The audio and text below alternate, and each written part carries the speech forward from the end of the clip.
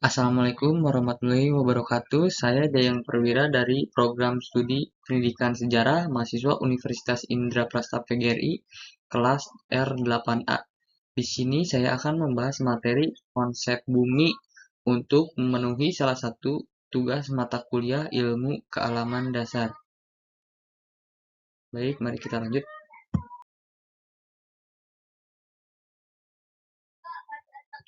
Nah, di sini kita akan membahas dari materi hingga kesimpulannya. Baik, mari kita lanjut ke slide selanjutnya.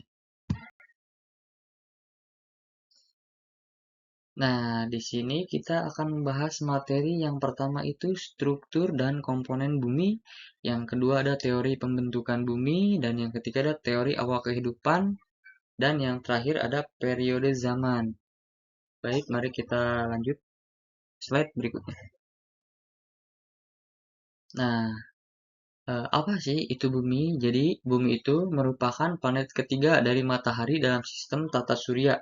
Dan sejauh ini yang menjadi satu-satunya planet yang diketahui mendukung keberadaan makhluk hidup selama lebih dari 4, miliar tahun keberadaannya. Bumi telah membentuk beragam ekosistem, mulai dari hutan, hujan tropis hingga wilayah gurun yang menopang kehidupan berbagai makhluk hidup seperti manusia, hewan, dan tumbuhan. Nah, di sini kita akan membahas struktur bumi. Struktur bumi itu terbagi jadi yang pertama itu kerak bumi, mantel, inti bumi bagian luar, dan inti bumi bagian dalam. Jadi, kerak bumi merupakan lapisan terluar bumi yang paling tipis dan padat. Sedangkan mantel, lapisan di bawah kerak bumi, lebih tebal dari kerak bumi. Sedangkan inti bumi bagian luar terdiri dari besi dan nikel cair. Inti bumi bagian dalam terdiri dari besi dan nikel padat. Nah, sedangkan di komponen bumi terbagi menjadi 4. Yang pertama itu atmosfer. Lapisan gas yang menyelubungi bumi terdiri dari nitrogen, oksigen, dan gas lainnya seperti argon, karbon dioksida, dan uap air. Yang kedua ada biosfer. Lapisan tempat hidup makhluk hidup termasuk daratan, air, dan udara serta interaksi antara makhluk hidup dan lingkungannya. Biosfer mencakup semua ekosistem di bumi. Dan yang ketiga adalah litosfer, lapisan padat bumi yang meliputi kerak bumi dan bagian terluar dari mantel bumi. Litosfer terdiri beberapa jenis batuan, tanah, dan mineral. Lapisan ini juga terpecah menjadi lempeng-lempeng tektonik yang dapat bergerak. Dan yang terakhir ada hidrosfer, lapisan air yang meliputi seluruh permukaan bumi termasuk laut, danau, sungai, air, tanah, dan uap air. Baik, mari kita lanjut ke slide berikutnya.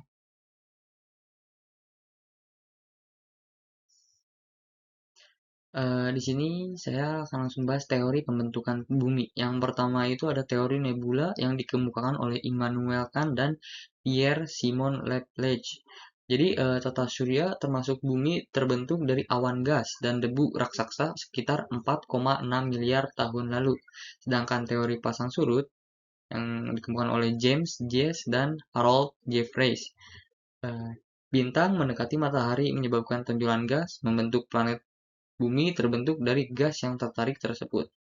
Sedangkan teori planetesimal yang dikembangkan oleh Chamberlain dan Moulton, matahari terbentuk lalu bintang lain mendekat, menarik material dari matahari, potongan kecil bertabrakan dan membentuk planet. Dan di sini ada teori awan debu. Perkembangan modern dari teori nebula, cekram debu dan gas mengelilingi matahari muda. Debu saling menempel, membentuk gumpalan besar, dan planet saling bertabrakan dan menyatu, terbentuklah bumi. Baik, mari kita lanjut ke slide selanjutnya. Di sini ada teori awal kehidupan. Yang pertama itu teori abiogenesis atau disebut evolusi kimia. Menyatakan bahwa kehidupan berasal dari zat anorganik atau benda mati yang berubah menjadi molekul organik melalui proses kimia. Di kondisi awal bumi, panas banyak petir gunung berapi memungkinkan terbentuknya asam amino dan protein. Sedangkan teori panspermia menyatakan bahwa kehidupan berasal dari luar angkasa, bukan terbentuk di bumi. mikroorganisme atau benih kehidupan terbawa oleh meteorit, komet, atau debu kosmik dan jatuh bumi. Sedangkan teori hidrotermal, kehidupan berasal dari lubang hidrotermal di dasar laut, tempat magma memanaskan air laut. Lingkungan ini kaya mineral dan energi, cocok untuk mikroorganisme ekstrim. Teori ini didukung oleh fakta bahwa banyak kehidupan purba ditemukan dekat ventilasi laut. Baik, mari kita lanjut ke next.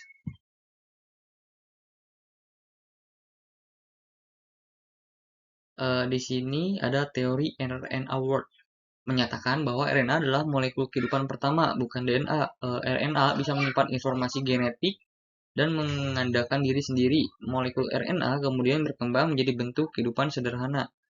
Kehidupan diciptakan oleh Tuhan atau kekuatan supranatural, tidak berdasarkan sains, tapi kepercayaan dan keyakinan agama. Itu dari teori kreasionisme, pandangan religius.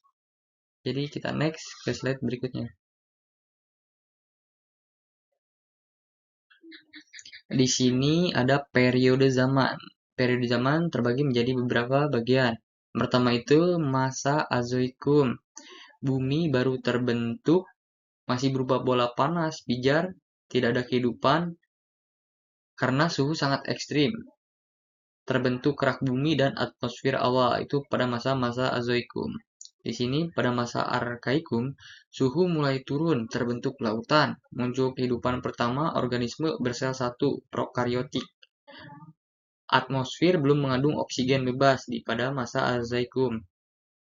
Pada masa Proterozoikum, oksigen mulai muncul, dikenal sebagai Great Oxygen Event. Muncul sel kompleks atau eukariotik, terdapat organisme multiseluler sederhana. Kita lanjut ke next slide. Nah, di sini kita lanjut ke masa Paleozoikum. Ledakan Kambrium, kehidupan laut berkembang pesat. Munculnya tumbuhan darat, serangga, amfibi, dan reptil awal. Diakhiri dengan kepunahan massal besar atau Permian extinction. Di masa Mesozoikum disebut juga era reptil atau zaman dinosaurus. Muncul burung dan mamalia awal.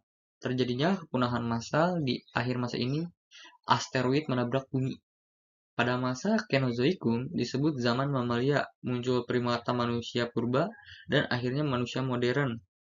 Iklim makin stabil dan kehidupan seperti sekarang terbentuk. Kita lanjut ke next slide.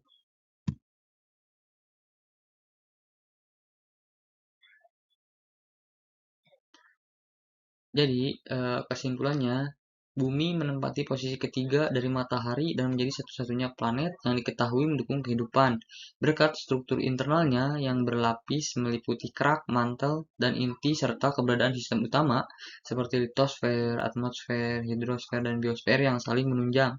Usianya diperkirakan sekitar 4,6 miliar tahun, dengan teori nebula sebagai penjelasan paling kuat mengenai asal-usulnya. Sementara itu, kehidupan diyakini bermula melalui proses kimiawi seperti abiogenesis dan hipotesis RNA World. Sepanjang sejarah geologinya, bumi mengalami transformasi besar yang diklasifikasikan dalam beberapa era, mulai dari zaman Azoikum yang belum memiliki kehidupan hingga Kenozoikum, masa hadirnya manusia modern dan terciptanya kestabilan iklim serta ekosistem. Mungkin segitu saja dari saya. Selebihnya mohon maaf bila ada salah kata yang disengaja maupun tidak disengaja. Wassalamualaikum warahmatullahi wabarakatuh.